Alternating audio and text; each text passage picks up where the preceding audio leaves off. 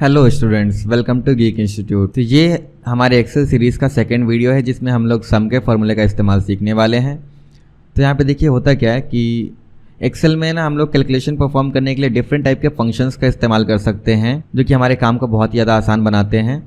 जैसे हमने अपनी पिछली वीडियो में यहाँ पे देखा था कि हम लोग यहाँ पे मैनुअली ऐड कर रहे थे, सब्सट्रैक्ट कर रहे थे, मल्टीप्लाई कर रहे थे, डिवाइड कर रहे थे। तो इन सब के लिए एक्सेल में पहले से कुछ फंक्शंस बनाए गए हैं जिनका हम लोग इस्तेमाल कर सकते हैं। तो उन्हीं में से एक फंक्शन है सम, जो कि हम नंबर्स को जोड़ने के लिए इस्तेमाल करते हैं।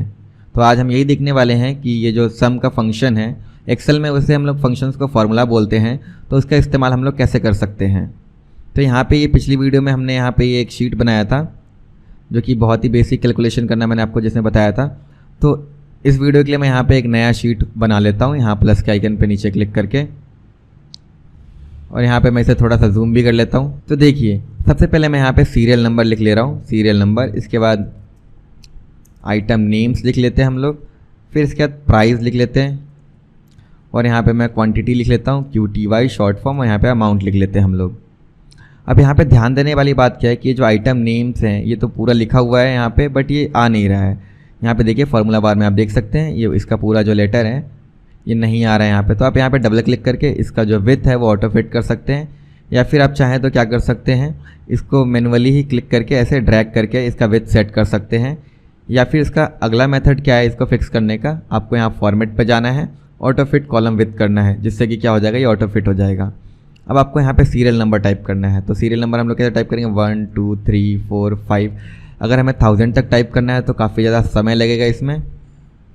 तो इसके लिए हमारे पास एक शॉर्टकट तरीका क्या है कि इस काम को हम बड़ी आसानी से कैसे कर सकते हैं।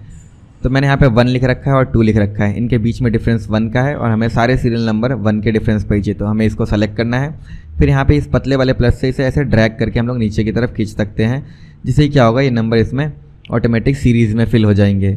या फिर हम लोग एक और मेथड इस्तेमाल कर सकते हैं, जितने भी सेल्स में आपको यहाँ पे नंबर्स फिल करने हैं उतना आप सेलेक्ट कर लीजिए। आपको यहाँ पे फिल पे जाना है, फिर यहाँ सीरीज़ पे क्लिक करना है, और स्टेप वैल्यू में हमें 1 रखना है क्योंकि सारे सीरियल नंबर एक एक स्टेप वैल्यू पे आगे बढ़ते हैं। स्टॉप वैल्यू में चाहे तो आप नंबर लिख सकते, जैसे आपको अगर 10 पे रोकना है इसे तो आप यहाँ पे 10 टाइप कर सकते हैं, या फिर इसको आप छोड़ दीजिए। तो आपने जितना सेलेक्ट कर रखा है पूरा का पूरा उतना ही नंबर आ जाएगा यहाँ पे। तो देखिए यहाँ पे 17 तक आ रहा है। फिलहाल हमें इतने की ज़रूरत नहीं है, हम लोग 7 ही रख लेते हैं, काफ़ी है। और यहाँ पे मैं क्या कर लेता हूँ, यहाँ पे मैंने लिख दिया है पेन, पेंसिल, इरेज़र, शार्पनर, और हम लोग यहाँ पे बुक भी लिख लेते हैं, नोटबुक और मार्कर। मैंने यहाँ पे ये लिख दिया है।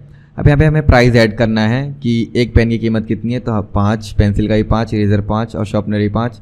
बुक का हम लोग 150 रुपीज़ कर लेते हैं, और नोटबुक का 37 और मार्कर 35 कर लेते हैं। यहाँ पे क्वांटिटी आपको कितनी कितनी चाहिए यहाँ पे ऐड कर सकते हैं। जैसे मेरे को चाहिए 2 pen, 3 pencil, 4 eraser, 3 sharpener, 2 book चाहिए हमें, और 6 नोटबुक हम लोग ले लेते हैं, और मार्कर हम लोग 3 चाहिए हमें मार्कर। तो यहाँ पे देखिए ये हमने ऐड कर दिया है।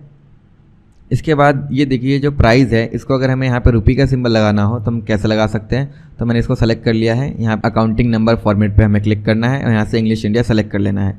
इसके बाद देखिए यहाँ पे ये हैश आ गया है। ये क्या है, हैश का मतलब कि जो कॉलम का विड्थ है ये इसके अकॉर्डिंग फिट नहीं हो रहा है। जो हमारा टेक्स्ट है या नंबर है वो ज़्यादा है लेंथ में, तो ये फिक्स नहीं हो रहा है। तो यहाँ पे आप डबल क्लिक करके इसको फिक्स भी कर सकते हैं, जैसे हमने इसको किया था।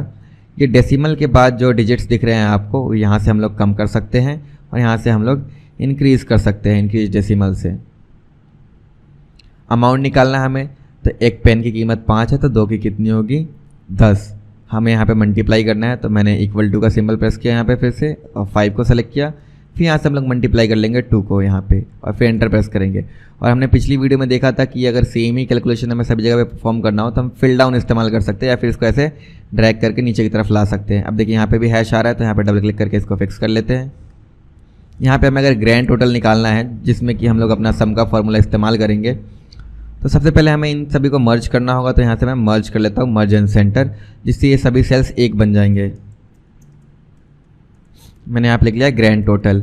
इसके बाद इन सभी नंबर्स को हमें जोड़ना है, तो हम लोग मैनुअली वैसे करने जाएँ तो ये प्लस ये और प्लस ये करना पड़ेगा हमें, तो काफ़ी ज़्यादा टाइम कंज्यूमिंग है ये। इस तरीके से अगर हम लोग करें तो हमारे पास एक फंक्शन आता है या फॉर्मूला कह सकते हैं हम, जिसको बोलते हैं सम। तो हमें यहाँ पे इक्वल टू प्रेस करना है, फिर लिखना है सम, फिर टैब प्रेस करना है। देखिए मैं यहाँ पे सम का इस्तेमाल करके आपको दिखा रहा हूँ। जैसे मेरे को 10 + 5 + 4 + 1 करना है मुझे। इसके बाद ब्रैकेट को हम बंद करेंगे, फिर एंटर प्रेस करेंगे तो देखिए सम करके बता दिया 20।